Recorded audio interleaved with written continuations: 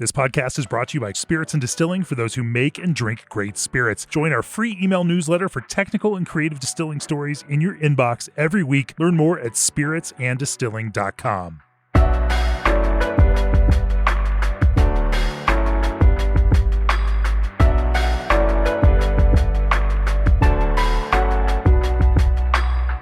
Hi, guys. Welcome back to the Craft Spirits and Distilling podcast. My name is Sydney Jones.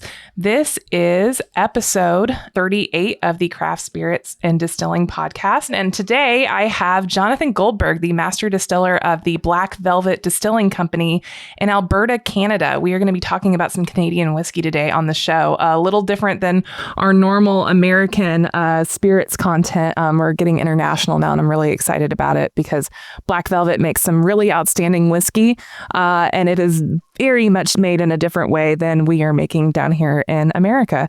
So excited to get into all of that. But before we launch off, G&D Chillers understands that each distillery's chilling requirements are unique. On every distillery project, G&D offers the front-end design and engineering your team needs at no cost to you.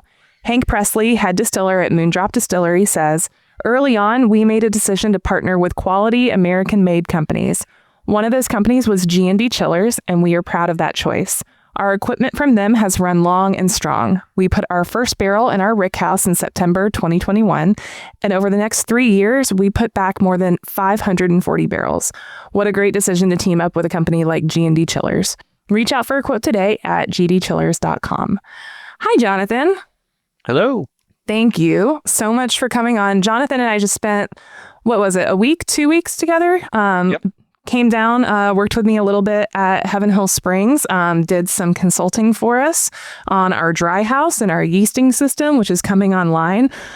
He's part of Black Velvet, and Black Velvet is part of the Heaven Hill family. So it was really cool working with you and getting to know you a little bit.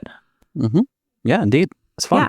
So Heaven Hill acquired Black Velvet back in 2019, if I remember correctly, that right? That is correct. Yeah. Yep. But this is a company that's been around since, the 1940s around then. The history of the company, believe it or not, or at least Black Velvet, goes all the way back to the 1800s. So Black Velvet is the basically, it all came from a company called Gilbey's. And Gilbey's started as a gin company in England in the late 1800s. So they made a brand called Gilbey's Gin, which was one of the most popular gin brands in the world for quite some time. And in the 30s, they built a distillery out east in Canada, Gilbey's Canada, and it was just outside of Toronto. And so that got up and running in the 30s, and then they started making Canadian whiskey. They didn't originally start making Canadian whiskey, but they started making Canadian whiskey in the 40s. And they started with a couple brands. And then by the early 50s, they were happy enough with some of their whiskeys. And then in 1951, the company introduced Black Velvet. And there's a whole thing about how it was named, about the original distillers there. And they remarked that it was called Black Label, but they thought it should be called Black Velvet because it was so smooth. And that really is the start of Black Velvet. So Black Velvet was originally made out east in Ontario.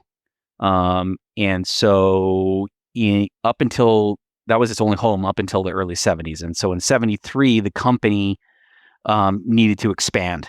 They were running out of room in Mississauga, and the volume Black Velvet was so popular that they needed more capacity. They were basically out of capacity.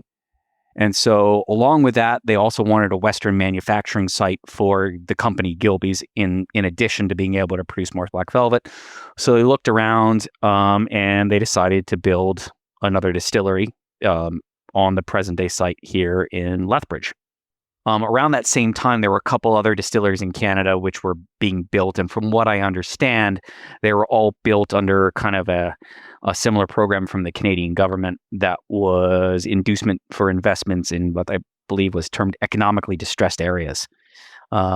And so us, Collingwood in Ontario, and Gimli, which makes Crown Royal, I believe, were all kind of built around that time period.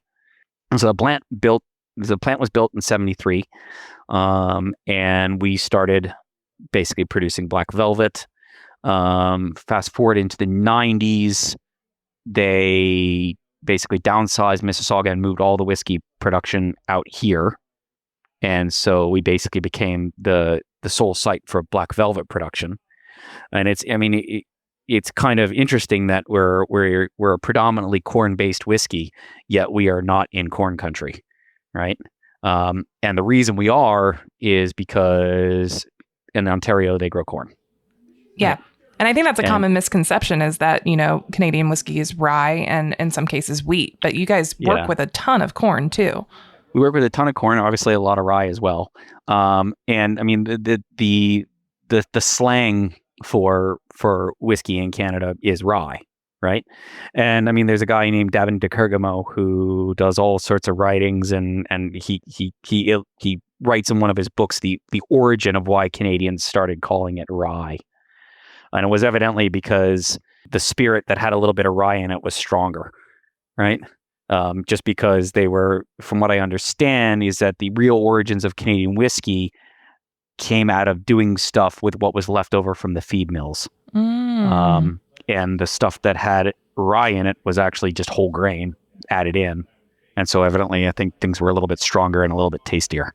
Interesting. So people just wanted the rye stuff. Yeah. And I believe if I'm recounting it correctly, I believe that's where it came from. And hey, I totally get it, because I love rye. It's one of my favorite things. Yeah. Which is kind of interesting. So we're basically in rye country, and yet we're processing a lot of corn. A lot of corn, yeah. A little bit of a juxtaposition there. And that's just because of the history of the brand. And if you have to remember, when this plant was built in the 70s, and really even up into the late 90s, the amount of industrial alcohol producers that were around didn't exist, right? So if you wanted to make alcohol, you made it how you knew how to make it, right? You didn't reinvent the wheel. I was literally going to say that. Yeah, you stick with what you know. And so it was a corn-based whiskey. So like when they were going to make black velvet at another site, nobody was imagining, hey, we're going to make it out of another grain. That thought was never really on the cards, right? There very much was a thought at the time period that they were going to try to develop the amount of suitable corn that was grown in the area. But still to this date, it's like we get corn, we get Canadian corn in as well, but most of that Canadian corn comes from Manitoba, which is two provinces over. Gotcha.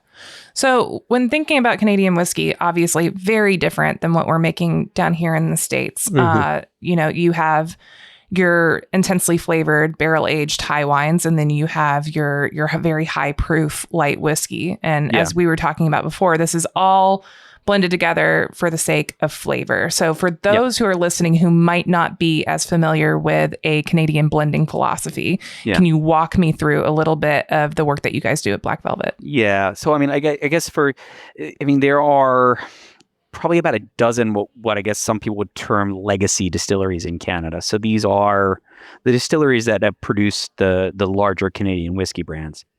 And every one of us kind of produces things differently, but there are some overall themes. And one of the themes is blending light with heavy. In the same way that blended Scotch whiskey is made with a light grain whiskey and the malt whiskeys are the flavoring component. In the same way, most rums are made with light cane distillate, and then you're going to blend in some heavier, higher ester, more matured varieties. And in the same way with brandy, you are going to have, your column still brandy blended off with pot brandy. In the same way, some people make multi-shot gin as well. Yeah, it's not completely unheard of. Yeah. So the themes are pretty universal, right? But so Canadian whiskey is usually, or has traditionally been, a blend of a light base whiskey and then flavoring whiskeys. Different companies will have different terminologies for them. In this company, we call it high wines, right?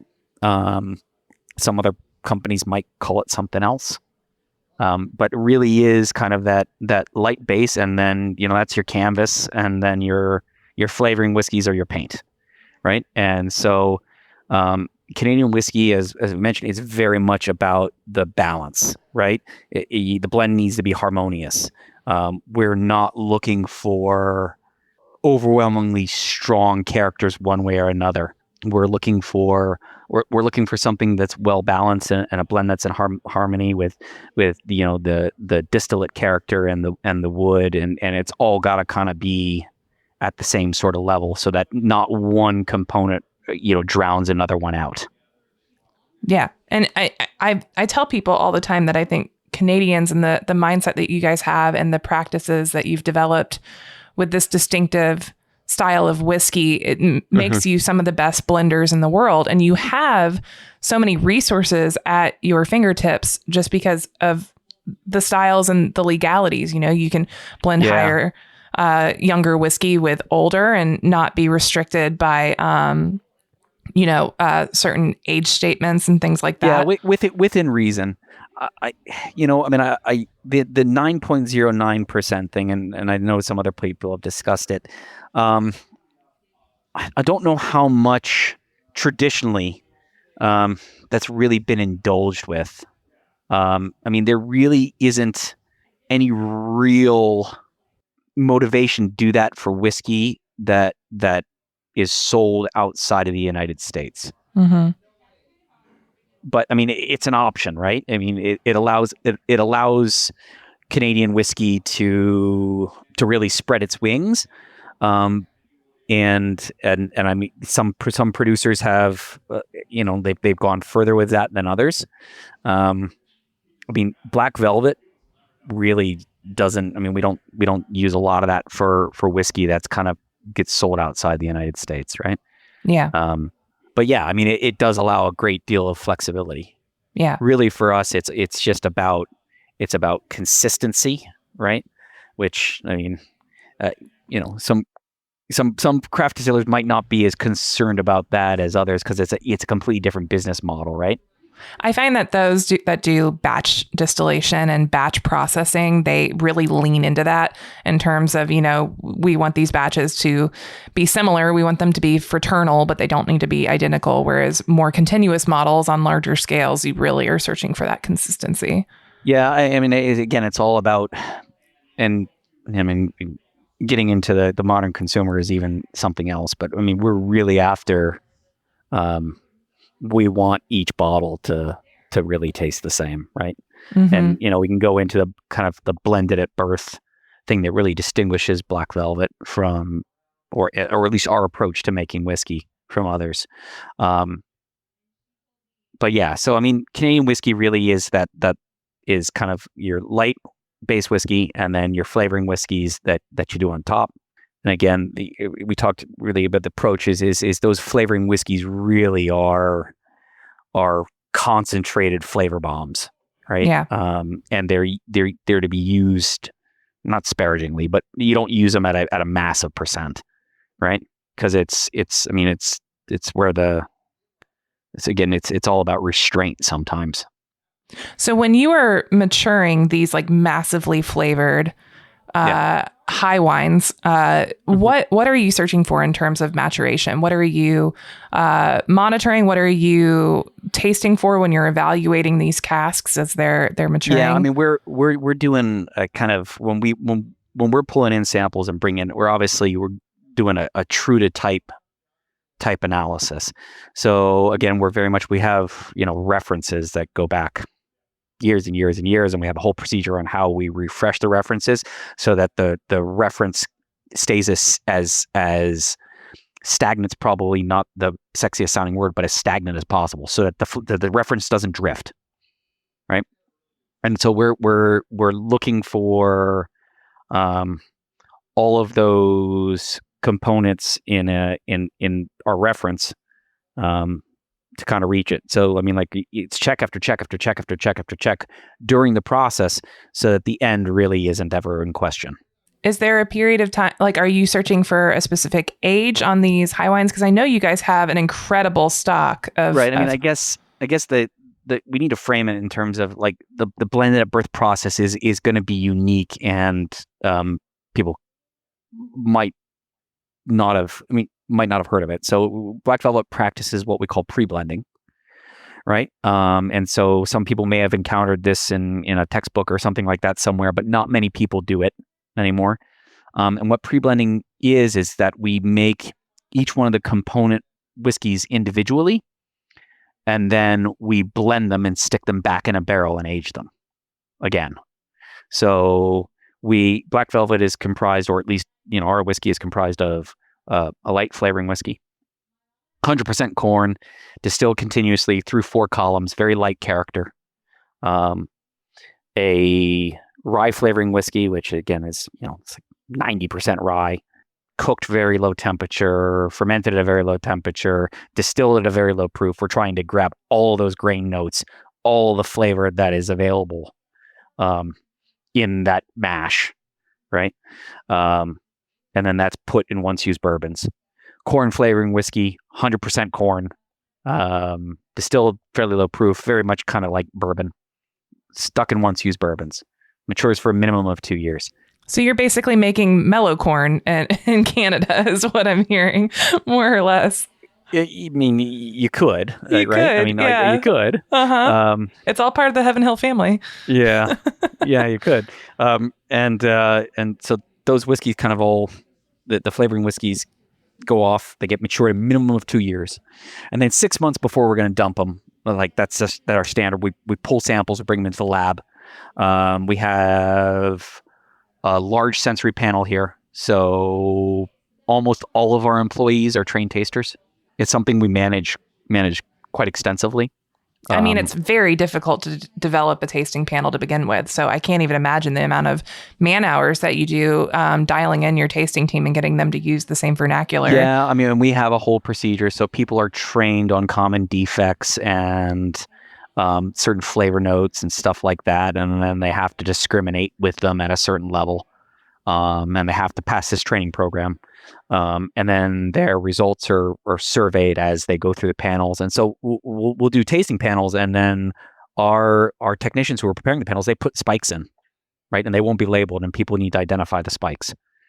So they're trained, and then they're surveyed, right, and we have a whole thing going where people can win Taster of the Year if they can attend all the panels and get all the spikes, right? So that's kind of a running competition here. Yeah, so, the competitiveness in me is like, oh, I want to do that. Yeah, so I mean, like we don't want to take the sexiness out of it, but again, sensory is very much statistically based, and we're really trying to not leave it up to chance. But again, we're looking for that adherence to the reference, and so really, when one of the big characters we're looking for balanced oak character. On our corn distillate, one of the big kind of flavor profiles we're looking for is that what we call linseed character. If anybody's ever kind of smelled linseed oil, it's a good reference for kind of some of that characteristic. We're looking for a bunch of corn character, and then we're looking for a little bit of that fusel character as well, because again, our base whiskey's so light. The rye, we're looking for spice, but we split it into the 2 spices, the kind of baking spice component, kind of those cinnamon, cardamom, those sort of notes, and then the peppery spice sort of aroma. That, again, balanced with light fusel and light fruit aromas, right? That's kind of the hallmark of our rye whiskey, right? And so once those whiskeys are judged mature, they pass the panel. We dump the rye flavoring whiskey, which we call rye high wines, or corn flavoring whiskey, which we call corn high wines, together. Small amount of sherry, and blend that with freshly distilled base whiskey. That gets all blended up and gets stuck in a barrel again, and then that gets matured another minimum of 3 years. It's longer, but the minimum by law is 3 years. And so Black Velvet really, after that blended at birth compote, really is a blend of what you could call minimum 3 and minimum 5-year-old whiskeys. I love these like really complex aging models that, I'm wrapping my head around. It almost reminds me, it's very different, but in terms of like the variables that you have to keep track of like a Solera almost in terms of things coming in and going out. Yeah. And the Solera to me is the height of blending. And we did a small amount of Solera stuff when I was making brandy years ago. Again, it's not flexible, and it commits you, and how you get around modern constructs of how old a spirit is tough, right? So if you want to do something like a Solera, any concept of an age statement probably is out the window.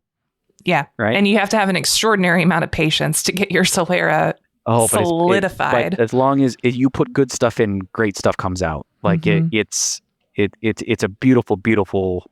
Fractional blending systems are again very, very interesting. I love it. If you said, Jonathan, here's all the money, you're going to go build yourself a new distillery, what are you going to do? I would be running a Solera. Is anyone doing Solera aging in Canada? Not that I'm aware of. Yeah. Yeah.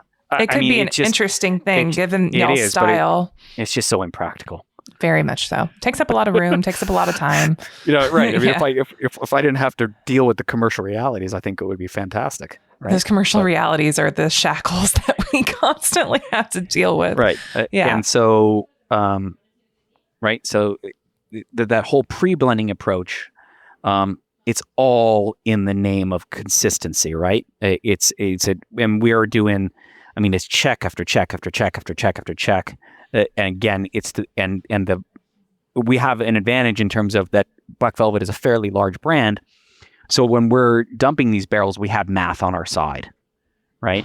So we don't experience a lot of ups and downs in oak and barrel character because the amount of barrels that we're pulling and dumping allow everything to kind of average out. And so again, in the name of consistency, right? Yeah. But what that approach does, it allows us to deliver just enough barrel character, fusel, fruit, all of these sort of aroma characteristics that give us kind of this mellow, light vanilla, light spice sort of characteristic that really is what Black Velvet's about. In terms of that character, something that I've done some teaching at a gen school in Lexington, and when I'm advising people who are making a gin, I like to say, keep your consumer in mind. How are they going to be consuming this gin? Because gin is, for the most part, for 95% of the population, is a cocktail spirit. Like, is this going to be your Manhattan gin or your martini gin? Is this going to be your gimlet gin? Is this going to be your gin and tonic gin? Is this a similar mindset that you guys have for Canadian whiskey? Because I know so much Canadian whiskey is drank in like a highball format or a cocktail format. I don't know if as much deliberate thought has been made about that, because the brand is so old. I'm sure when the brand started becoming popular, there was some phenomena that's attached to that. But I think that would be lost in some marketing archives somewhere, right? We're very much, especially for Black Velvet, it's a continuation of what was, right? We're very much trying to nail it, right? For sure. But I think the approach is, so we have older age expressions as well. But the goal of all of these things is that harmony, right, of the blend, where we don't want one component jumping out and overpowering any others, right? So, which I guess is a different sort of approach that maybe some of your craft people are kind of approach to, where pungency of flavor and kind of like the impact, bang, is kind of the approach. It's not a one sip whiskey. Well, it's so much of that new barrel character, that is American whiskey. It's in your face. It's that fresh, intense oak. Yes. And you see sometimes, especially in American distillation, there's so much bourbon on the market right now, and some of it is high aged, and you start to see that balance kind of lose itself in terms of your grain character versus your fermentation character versus your maturation character. Right. And some of them are leaning more in one direction than I would consider to be a balanced whiskey. And I like that this Canadian perspective and this philosophy that you have all these different levers that you can pull to right the ship if it starts to tilt one way or another. Something I'm fascinated about is that you guys can actually add, sherry to your blend.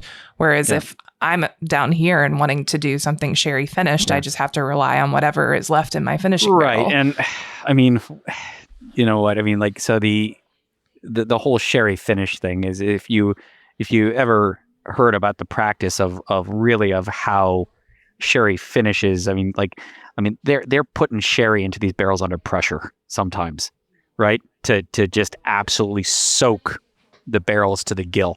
So it truly is almost the same thing as adding sherry.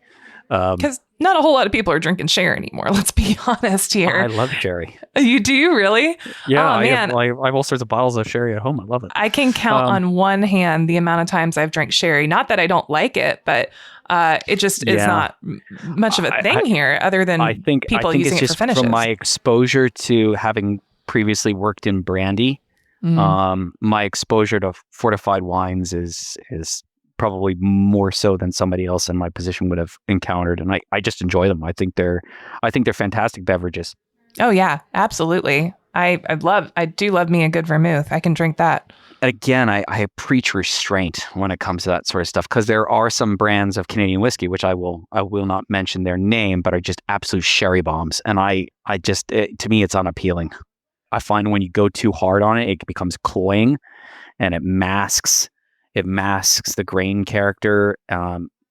There's a nice raisiny sweetness, right? Like the rancio character that can come from some of these things, but it gotta do it at a light touch. Otherwise, it will overpower everything. Well, yeah, and you guys are taking such specialized steps to preserve that really cool grain character. So having an element that drowns it out, you're wasting all of that effort. Yeah, and so I guess when it comes to any of that stuff, I'd say light touch. Light touch. Light whiskey, light touch. Yeah, it's not even necessarily it's light whiskey. It's just everything has to be in harmony. So again, you have to think that we're using used cooperage. Right. And so used cooperage, the balance would get out of whack if we put a really aggressive spirit in there. Right. And in the same way that, like bourbon is a very rough distillate. Right. Let's from an organoleptic view, from a chemical point of view, there's all sorts of stuff in there. Right. Which is good. But you have to there has to be a foil there. And your foil is the new barrel and the sweetness. Mm-hmm. Right. So again, for a lighter whiskey, if you used a new barrel, it would be overpowering. For sure. Right. And would become one-dimensional. Yeah. And it would hurt the drinkability. And I've heard very similar feedback from Scotch producers who are like, yeah, absolutely not. That new oak character would completely and totally drown out all of this really delicate barley notes that we've developed. Right. And I think for traditional Canadian whiskey, I think that's just, it's part of it, right? It's used cooperage, used wood there's some value in that, in terms of, yes, we don't have those overpoweringly strong coconut sort of notes, right? That stuff kind of gets drawn out with the first fill of the barrel. And what we get when we age is we get a nice soft vanilla honey, but we don't get those overwhelmingly powerfully strong sort of aromas. All that pencil shaving note that you smell when you walk through a rick house down in Kentucky, those are gone. Mm-hmm. Right? We don't get any of those sort of cedar sort of pencil shaving sort of notes, right? For sure. Is there a shelf life on the used cooperage that you use? Do you continuously use it, or is it second use and done? Or Yeah, and so basically what happens is that the barrels move their way through our system. So the most aggressive distillates get the newest barrels, and so on and so on. Again, we're maintaining harmony as we go through. So when we bring in new wood, we get once used bourbons from our sister plant, right, in Kentucky, comes in, and our flavoring whiskeys get put in those first, right? So those get aged in those barrels, and then they get dumped out. And then only after they've been filled with high wines for that first fill, then they can be refilled with whiskey, right? And then basically after that, the barrels are refilled until they fall apart, or we've got too many and some need to be jettisoned, right? And then we'll look for the oldest barrels and we'll get them out of the system. Do you guys as well, with this blended at birth kind of philosophy, it reminds me a little bit of the French élevage approach. Do you guys do any proofing in cask as well? I mean, each one of them are aged at a different ABV. Okay. But there's no, you're talking about reduction, like dumping out, adding water and putting it back in. Yeah, the one drop at a time that some cognac producers are real sticklers on. And I understand kind of the idea behind that. I mean, it really was kind of a strategy to hedge when you had bad water. Mm-hmm. Right? Because any impurities could precipitate out before you dumped it and finally filtered it for the last time, right? Or if you have something so volatile that you're getting some crazy loushing or something like that, if you're dealing with something super fatty. But I mean, a long time in the barrel, everything's going to come to equilibrium. Very fair. You know what? I actually ran. I've heard some people say, well, you can't add your water too quick or you're going to lose this, and I was just like, really? I said I've never encountered that ever, and I've made a lot of alcohol in my lifetime, and I honestly I've never worked at a place that added water in multiple stages. So yeah, I've done it with gin, and I was talking to my friend Todd Leopold last night, and he does it because the alcohol that he gets off of his 3-chamber still is so heavy, like almost like motor oil in clear form coming off the still, just because of that particular style of still that he helped resurrect after it was lost for 100 years. And it's an interesting note, but yeah, everyone has a different opinion on proofing. It's something we all have to do, but everyone goes about it in very different ways. Yeah, no, I mean, so we have each one of these whiskeys, right, goes in a different proof. And I mean, again, I think that's probably more of a historical artifact. But it does definitely get different characters out of the oak, right? So, I mean, again, that's one of the differences from American whiskey is that there is no law that says that we can only put it in 125 proof. Mm-hmm. Right. So ours go into the barrel from anywhere from 104 to, let me do my math here, 156. Wow. Fascinating. 155, right? And so there's a blend. So again, we're hedging our bets, and so if you have something that's really low and really high and something in the middle, you're going to extract all sorts of as much as you can read into, like you're going to extract different things at different proofs and all that. Well, we've covered the gamut. We're kind of getting it all, right? Yeah.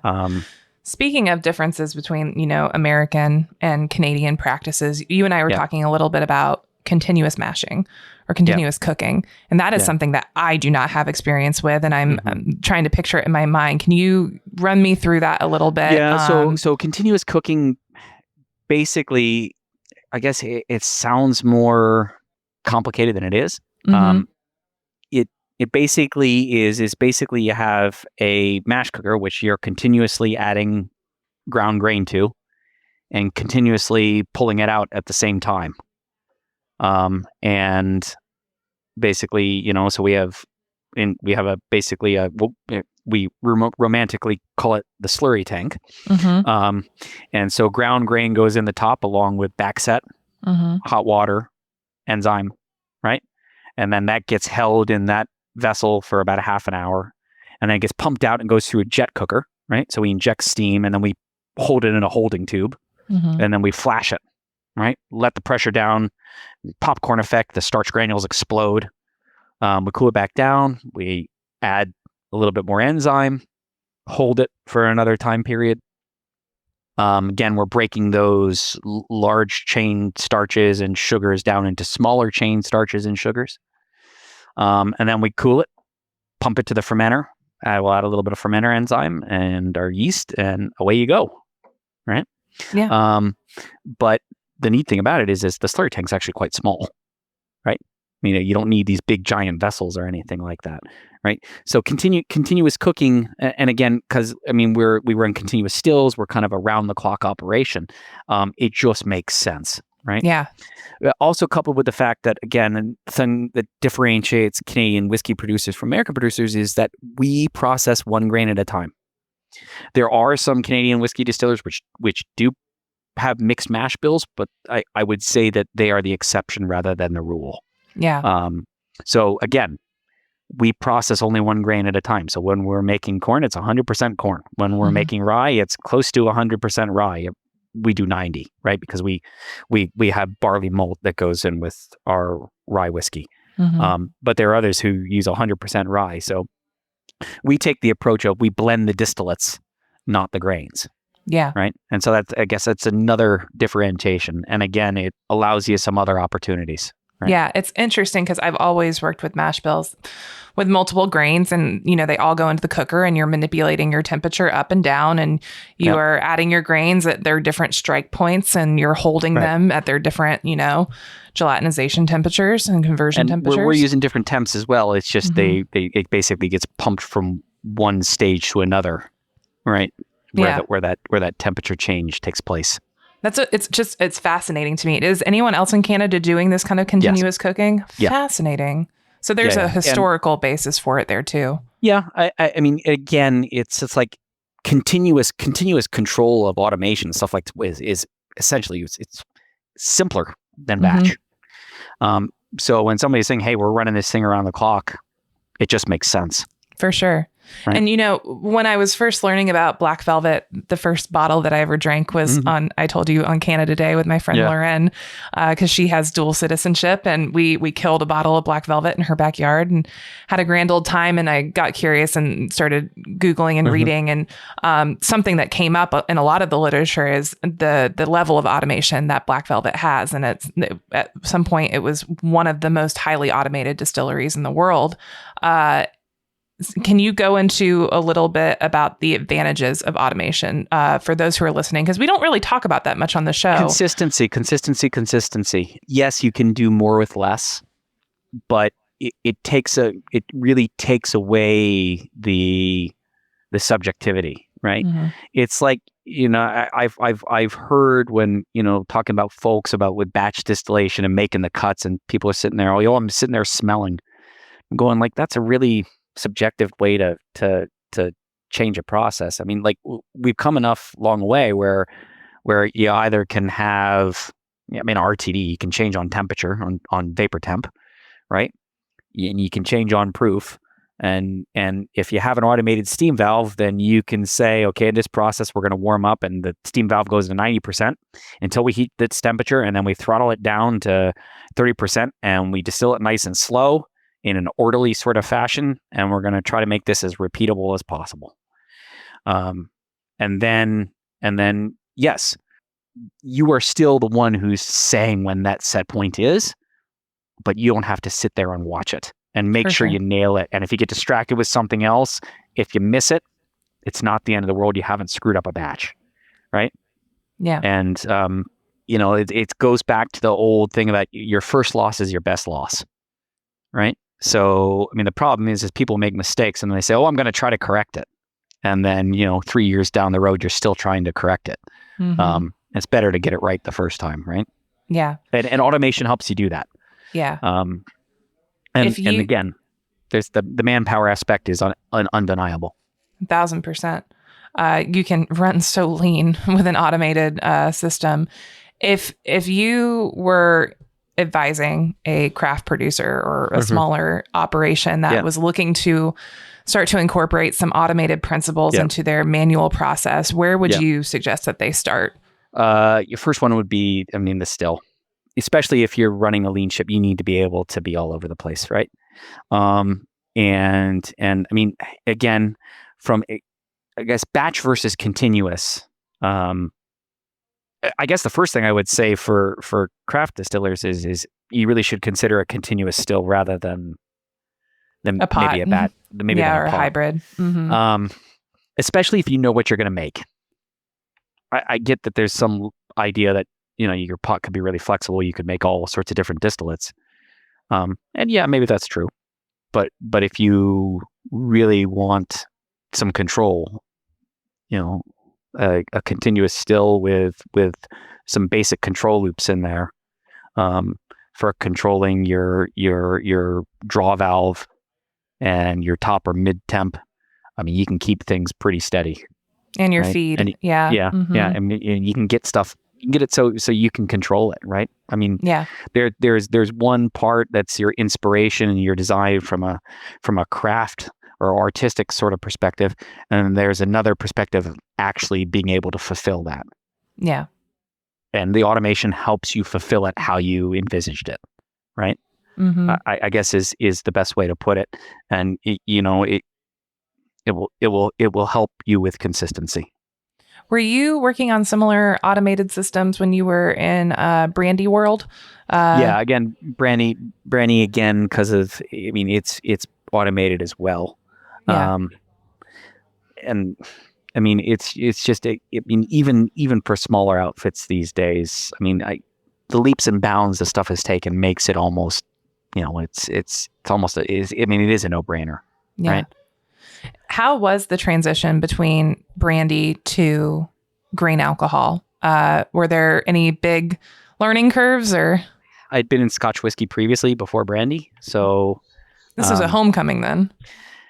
Yeah, and I was also managing the brandy at the same time I was doing whiskey for quite some time. So, but again, it's a similar sort of philosophy with that you have a base, like in terms of brandy, you have a base brandy, and then like when I was making brandy, we'd make a light, medium, a heavy, and a pot brandy. So we had 4 different brandies, and those 4 brandies basically were what you use to create the finished blend, whether you were making a VS or a VSOP or an XO or whatever it is. And those are kind of nebulous titles, right? That don't really mean much, but they look nice on a bottle, though. Yeah, the idea was your VS was kind of a lighter, younger sort of brandy, and your VSOP going to your XO became older and heavier, right? And it's the same sort of thing about its balance. As the ages get older, you have more barrel character, but also more distillate character, right? And time allows that all to kind of mellow out. But it's the same sort of philosophy of harmony of the blend, right? Yeah. Did you find that there were any different challenges working with brandy in terms of like the distillate character and achieving that harmony versus whiskey? Is brandy more volatile? Is it punchier? Is it more inconsistent? The cadence of brandy is thrown off because it's not a round the year sort of thing, right? Mm-hmm. So it's very much, the cadence of it is very much, you have a harvest, and in California, from the time of harvest, basically until U.S. Thanksgiving, that's kind of the end of the distillation season, right? And really what stops you is so, unlike with grain whiskey, there is no outlet for byproducts, right? So there is no DDG in brandy. There are slops that get pumped to the fields, and the fields have to be able to absorb it and deal with it. And so once it starts raining, you're done. Yeah. Right? Because you can no longer distill because there's no place for it to go. Yeah. Right? If you can't get rid of the slops, you cannot distill. That is fascinating. I've never thought about that in terms of brandy complications, just all your byproducts after, but that is an excellent point. Yeah, it's like, so, and again, there's complications about, how, this is fairly commonly done. So, there's nothing untoward about it, but there's all sorts of rules about how much BOD per acre or something like that a ground can absorb. And so they pump it on fields, and they call fodder crops, which they grow with it. So they sorghum, right? So they grow, they call it Sudan grass, and they grow it, and they pump the slops on top there. Obviously it's screened and all that sort of stuff. And then they harvest those crops and they go feed them to animals. But the fields have to be able to absorb it. And once it starts getting wet out there, it doesn't happen. So that's basically what stops your ability to go. And then, all this distillate is produced, and then it's got to go somewhere, right? And so you got to go age it. And so then there's the transition of taking that you produced all of this brandy at once, but now you had that peak of, you had the raw material available, you produced it, but now you have to get in the cadence of a consumer product that is drunk throughout the year. And so you start the barreling down and dumping. And then that's a transition from a campaign style mentality to a everyday mentality, right? So it's a little bit different. Whereas yes, in whiskey you have distillery shutdowns, but they're usually in the summer for a couple weeks, and then you're producing the rest of the year. Whereas in brandy, that's what you're producing in this one tiny part of the year, and then the rest of the year is dealing with what you produced. Yeah, it sounds like you're really distilling at a fever pitch too. Oh yeah. I mean, the plants that get up and that are actually doing the distillation for brandy, I mean, they are running 24/7, 365, or not 365, 24/7 from when the grapes are first available until kind of the end of the season, right? And they're starting with, and they're basically starting is they're pulling from a geographic area where, as things go north, the maturity date for the grapes actually changes. Mm-hmm. So you're starting with generally the most southerly grown stuff, and then moving north as time goes. So again, there's the whole thing about, and thankfully we had grape guys that were professionals and did that, because I always found it funny how their business card, grape guy. Yeah, well, yeah, they call it grape management, but I always found it funny how like winemakers say, "Oh, you want to go to the grape fields," and I'm just going like, "What are you gonna do? Are you a farmer?" I was just like, we got to rely on the professionals to do this stuff. I guess in some small wineries or something like that, like the grape grower and the winemaker are the same person. But I think once you get to a decent sized outfit, that doesn't happen anymore. Yeah, you have, and similar with, whiskey, you've got your smaller farmer distillers. I know a couple of them, and then you have your vintners who are. Yeah, and so we had these guys going out, and they're going to the fields and they're sampling the grapes, and they're going to tell you when these things are ready, right? Yeah. And they're doing rain dances or whatever else in the field. Essentially, yeah. Yeah. Yeah. But I mean, I guess the one thing again is, and it's well with brandy, is use cooperage, mm-hmm. right? So, I mean, for your American whiskey listeners, they really are not reflective of everywhere else. Yeah, right? I think we forget that all the time, that this is not common what we do here. Scotch whiskey, brandy, Canadian whiskey, rum, tequila. all used cooperage, mm-hmm. right? And so there's some different approaches you take with that, right? Yeah. Yeah, it's definitely, it's an interesting thing. And, we've been dealing with barrel shortages here in the States in terms of like fresh cooperage availability. And a lot of craft producers who don't have an inline to your large barrel manufacturers like ISC or Kelvin or whoever mm-hmm. are starting to get a little bit more creative in terms of used cooperage. And, now we have the American single malt category, which was finally given like a legal definition. And you're seeing mm-hmm. that more and more in the market. And that's used cooperage. Used cooperage, yeah, it's becoming more of an acceptable thing here. Whereas used cooperage, I feel like used to be a dirty phrase that distillers didn't talk about here in the U.S. other than like let's get this out the door and sell it. I tell you, the character you can get from long aged spirits in used cooperage is unlike anything that you can get in used. I use the term elegance. The elegance of the oak character. It's just so balanced. And it's light honey and vanilla, and it's smooth and unctuous is almost the right word. It's like you just can't get that character in with new wood. Yeah. And we're starting to see kind of a conversation as well as like, charring versus toasting. And, everyone assumed that this deep, aggressive alligator char was what was providing some of these like highly sought after bourbon characteristics. And, actual research is telling us that lighter chars and more targeted toasting methods are what is actually producing a superior matured spirit. Mm-hmm.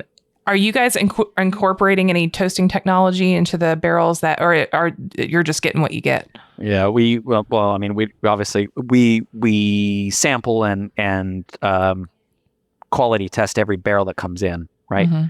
So we get a load of barrels in, we're pulling barrels at random, and we do a soak test. So we go and we put some freshly distilled base whiskey in there, swish it around, and then we take the samples and it goes to a sensory panel. So we're obviously surveying to make sure that there's no potential off character coming in.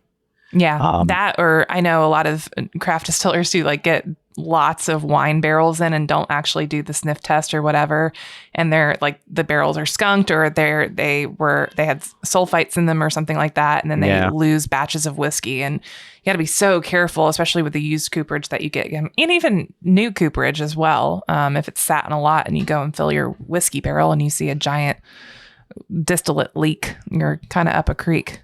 Yeah.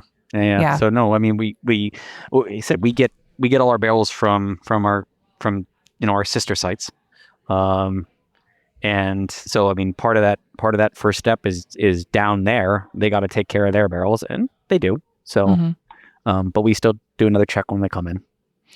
What would you recommend to a American craft producer who might be listening, who's like, well, I've never really considered used cooperage. I've only just been using, the standard number 3 char. Yeah. If you want something to age for a really long time, and you want, again, I go back to this harmony. If you want to maintain some balance, it's a great option. Mm-hmm. Right? If you want to produce something really quickly, probably not your best option. But hey, it's just something different, right? It's worth playing around with. Yeah. Especially, if you have a lighter distillate, consider putting it in a used barrel, because they'll be like, again, it's harmony, right? If you put a light distillate in a new barrel, that oak is going to overtake everything, and you're going to have, so I got oak extract, right? I'm going to drink oak extract. We finally hit this point in American craft distillation. A lot of these producers have been doing this for 5-10 years now, and they've established, their distillation programs. They've established their warehousing.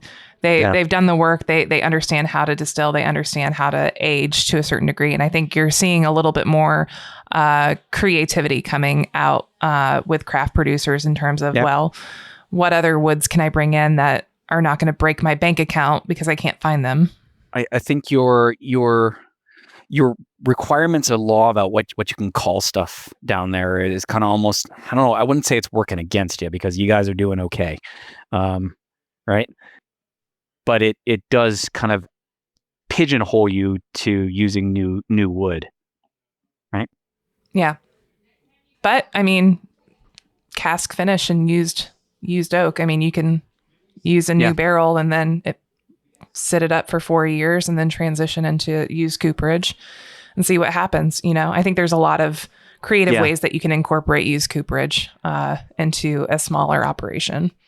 Yeah, I would say if you have a kind of something that's a little bit lighter and you want to preserve some of that character, or you really want to preserve the grain notes, right? Because the oak overpowers them. Right, yeah. They get lost. And preserve grain notes. God, I love grain notes in whiskey. Mm-hmm. I don't understand. Sometimes there is this American aversion to them, and I hear feedback all the time. Well, it tastes really young and it's bad. I'm like, it's not bad. You can just taste the grain, and that's not a bad thing. There is bad alcohol out there, and we all know what that is, and we know that what that tastes like, but young and light is not bad. And I don't understand why there's that breakdown in opinion here. Yeah. Again, it's I think there's room for everybody. Yeah. Right? Mm-hmm, for sure. Well, I think that's a great note to close on. Again, I can't thank you enough for coming on and talking Absolutely. about your philosophy and the really cool things that you do at Black Velvet. If you guys are out in the market and see Black Velvet, you should definitely try it. I know everyone at some point has tried Crown Royal. I know I threw up a lot of it in college, but I really, really enjoy Black Velvet, even before I joined the Heaven Hill team. So. Yep. But before we go, just a reminder for those who are tuning in that for more than 30 years, G&D Chillers has had the proven solution for distilleries, and you should visit them today at gdchillers.com. Also, if you've enjoyed this podcast, you can go to spiritsanddistilling.com and sign up for the free newsletter, which features news stories every week from some of the best writers and distillers in the distilling world. Jonathan, if people want to learn more about Black Velvet or taste for themselves, what you're working on, or just get more information on Canadian whiskey in general, how can they dig a bit deeper?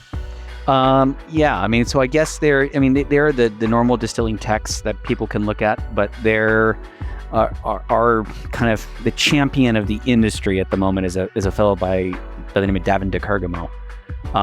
And so I think his books are probably the best place to start if they're kind of a little bit interested more about what's going on in Canadian whiskey. He's probably the most prominent author. And you know what? I mean, like there are whiskey events in Canada like there are in the United States. And while we haven't sung our praises probably nearly as much as the American industry, some of that is starting. So I guess watch this space. Yeah, awesome.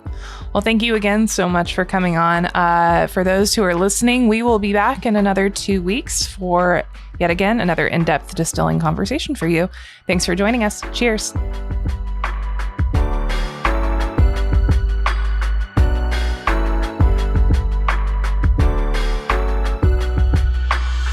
This podcast has been brought to you by Spirits and Distilling for those who love to make and drink great spirits.